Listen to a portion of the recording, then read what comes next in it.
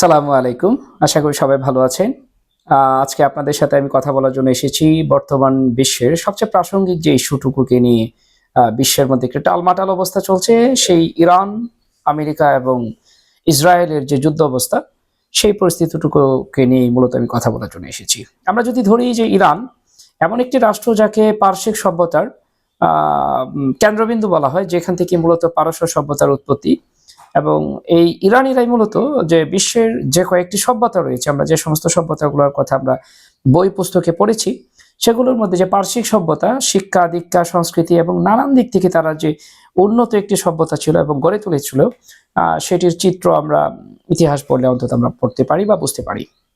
আমরা যদি বলি যে পৃথিবীর সুপার পাওয়ারের দিক থেকেও যদি আমরা চিন্তা করি, ইরান হচ্ছে পৃথিবীর ওই প্রথম দিককার যে সমস্ত সুপার পাওয়ারগুলো ছিল, এই সুপার পাওয়ারগুলোর মধ্যে ইরান ছিল সবচেয়ে গুরুত্বপূর্ণ। বিশেষ করে গালফ যে অঞ্চলটুকু, মধ্যপ্রাচ্যের যে অঞ্চলটুকু রয়েছে, সেই অঞ্চলটুকুর মধ্যে যে সমস্ত রাষ্ট্রগুলো ছিল, সেই রাষ্ট্রগুলোর দিক থেকে বিবেচনা করলে ইরান সব দিক থেকেই সবচেয়ে পারদর্শী এবং হ্যাজেমন, কিংবা আমরা যেটাকেই বলি পরাক্রমশালী রাষ্ট্র হিসাবে ইরানকে তৎকালীন সময়ের বিবেচনায় আমরা আখ্যায়িত করতে পারি।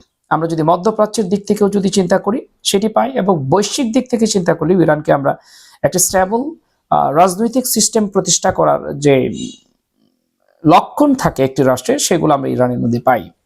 আমরা যদি ভাবি যে প্রথম দিককার যে কমপ্লেক্স যে রাষ্ট্র কাঠামো ইরানের ছিল, যেখানে বিভিন্ন প্রভিন্স ছিল, সেই প্রভিন্সগুলোকে পরিচালনা করার জন্য তাদের কেন্দ্রীয় শাসন ব্যবস্থা ছিল, এই সমস্ত বিষয়গুলোর মধ্যে দিয়ে জাতি হিসাবে ইরানের মানুষজন এবং ইরানের যারা নেতৃত্ব দিয়েছেন ইরানকে, তারা এই সমস্ত বিষয়গুলোর মধ্য দিয়ে তারা অনেক আগে থেকে গিয়েছে। সেই দিক থেকে চিন্তা করলে তারা বেশ দক্ষ এবং অত্যন্ত রাষ্ট্র পরিচালনার দিক থেকে বা বিশ্বের সুপার পাওয়ার হয়ে ওঠার জন্য যে বৈশিষ্ট্য থাকা প্রয়োজন, তা ইরানের জনগণের ছিল। তা অন্তত ইতিহাস পড়লে আমরা সেই বিষয়টিকে বুঝতে পারি। আবার আপনি যদি মধ্যপ্রাচ্যের অভ্যন্তরে গণতান্ত্রিক বিষয়ের দিক থেকেও আপনি একটু নজর দেন ইরানের দিকে, সেখানে আপনি পাবেন ইরানকে বেশ গণতান্ত্রিক একটি রাষ্ট্র। কারণ ইরানে নিয়মতান্ত্রিক নির্বাচন হয়, মধ্যবর্তী নির্বাচন হয়, এই সমস্ত বিষয়ে অসংখ্য নজির রয়েছে।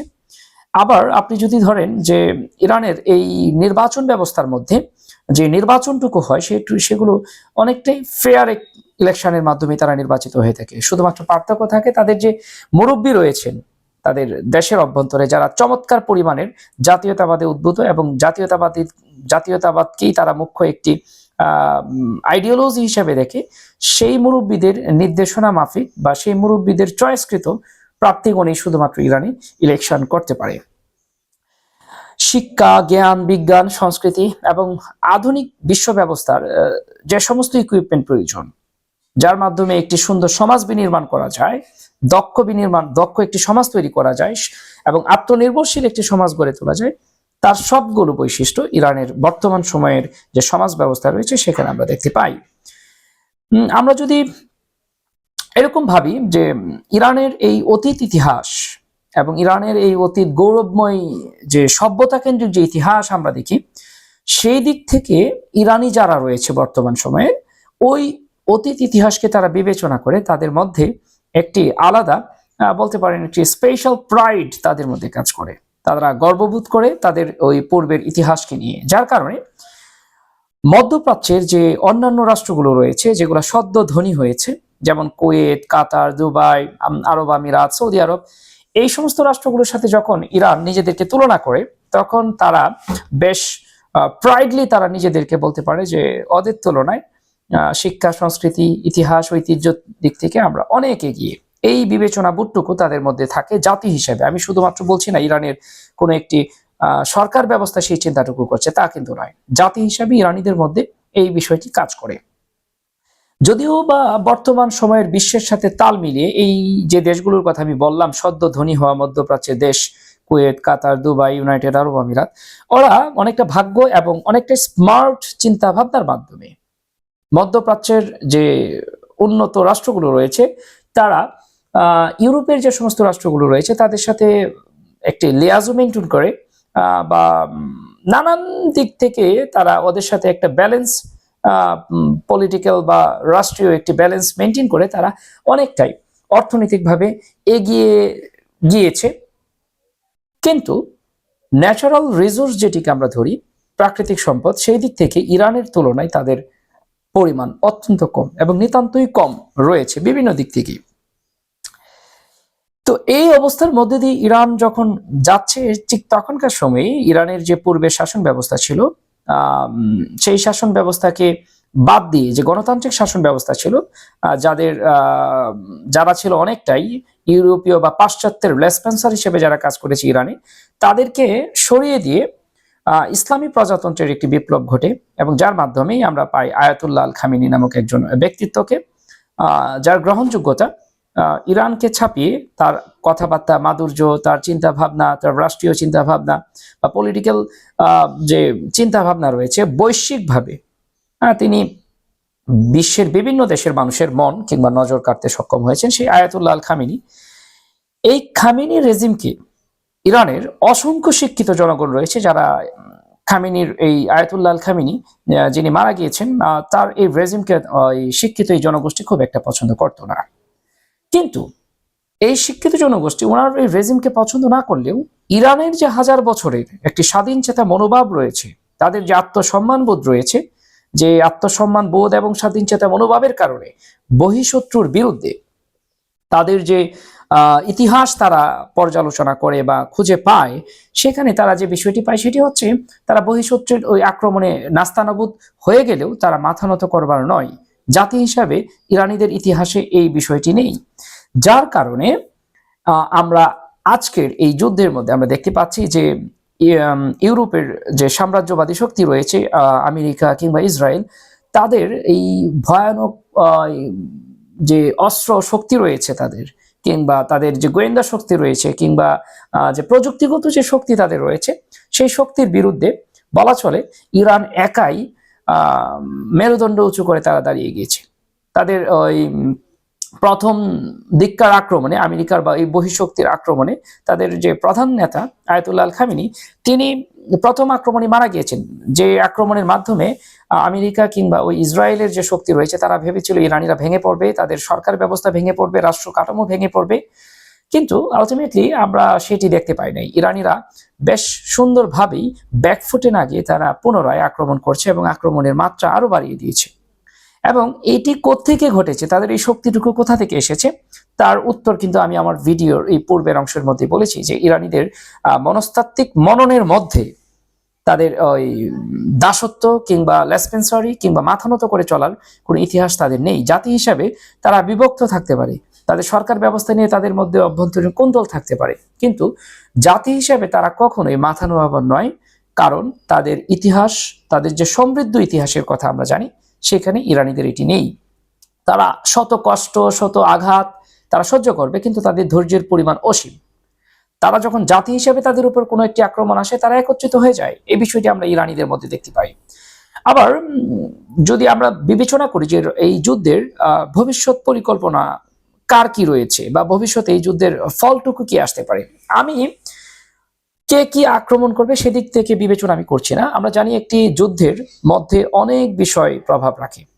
এখানে অস্ত্র থাকতে পারে, প্ল্যান থাকতে পারে, প্রযুক্তি থাকতে পারে, কিন্তু তার বাইরেও আমরা পৃথিবীর ইতিহাস যদি আমরা ঘাঁটি, যে বিষয়টি পাই সেটি হচ্ছে যুদ্ধের মধ্যে একটি অঞ্চলের ভূ অভ্যন্তরীণ, মানে ওই অঞ্চলের অভ্যন্তরীণ যে ভূতাত্ত্বিক অবস্থানটুকু কি রয়েছে সেটি একটি মারাত্মক প্রভাব রাখে। আমরা যদি ইরানের কথা চিন্তা করি, ইরানের প্রায় সবকটি শহর, গুরুত্বপূর্ণ সবগুলো শহর বলা চলে এক একটি দুর্গ, এবং প্রত্যেকটি শহরের পাশে পাহাড় বেষ্টিত একটি দুর্গের মতোই।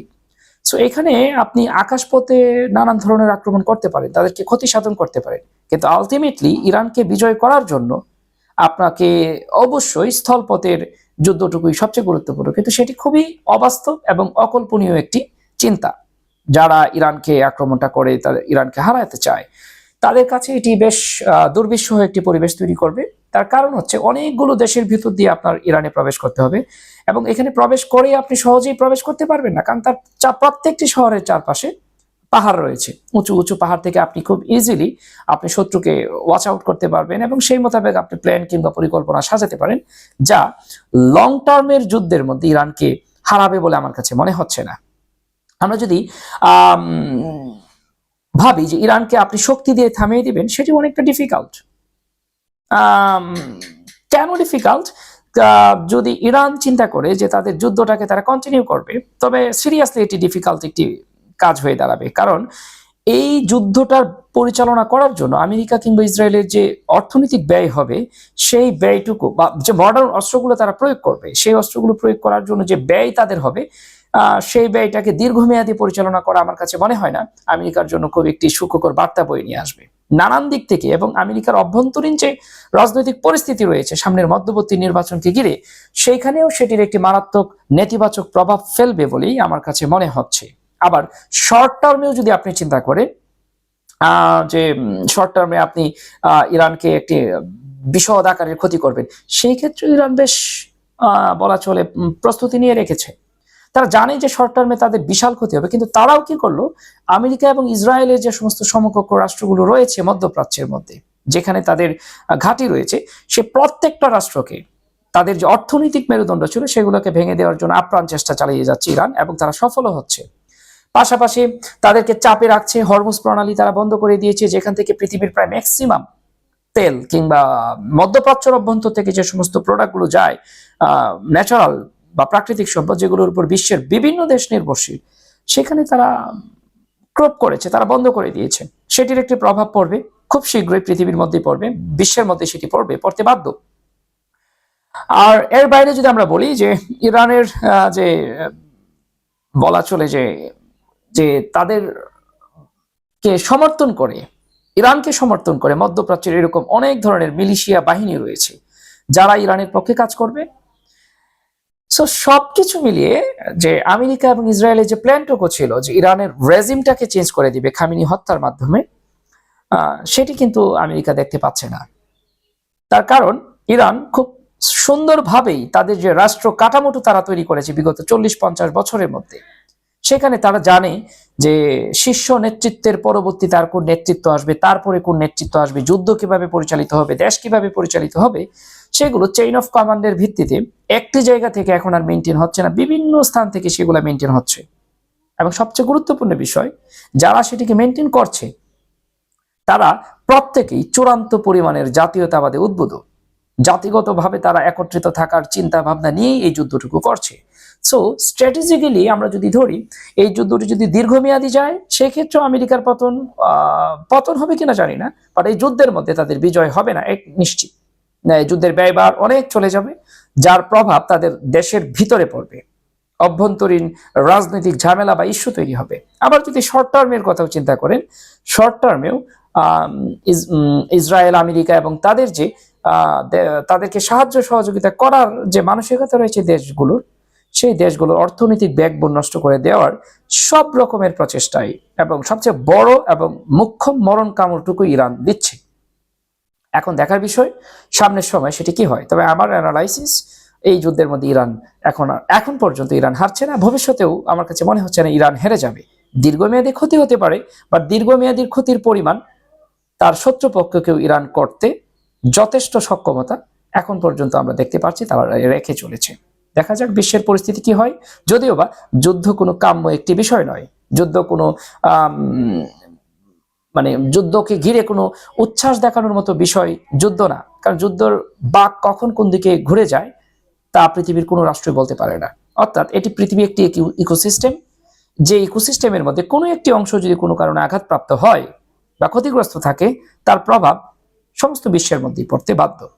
সবাই ভালো থাকুন, সুস্থ থাকুন, এবং এই সামনের এই যুদ্ধ পরিস্থিতি মোকাবিলা করার জন্য নিজের পরিবারকে নিয়ে নানান ধরনের প্ল্যান প্রোগ্রাম করতে পারেন, যার মাধ্যমে এই যুদ্ধের পরিবেশটুকুকে আপনারা মোকাবিলা করতে পারেন। অথবা সামনের আগত যে বৃহৎ যুদ্ধ আসতে চলেছে সেটিকে কিভাবে মোকাবিলা করবেন সেই সম্পর্কে চিন্তা ভাবনা রাখুন। ভালো থাকবেন, আল্লাহ হাফেজ। সবাইকে মাহে রমজানের শুভেচ্ছা জানিয়ে আজকের মতো বিদায় নিচ্ছি। আসসালামু আলাইকুম।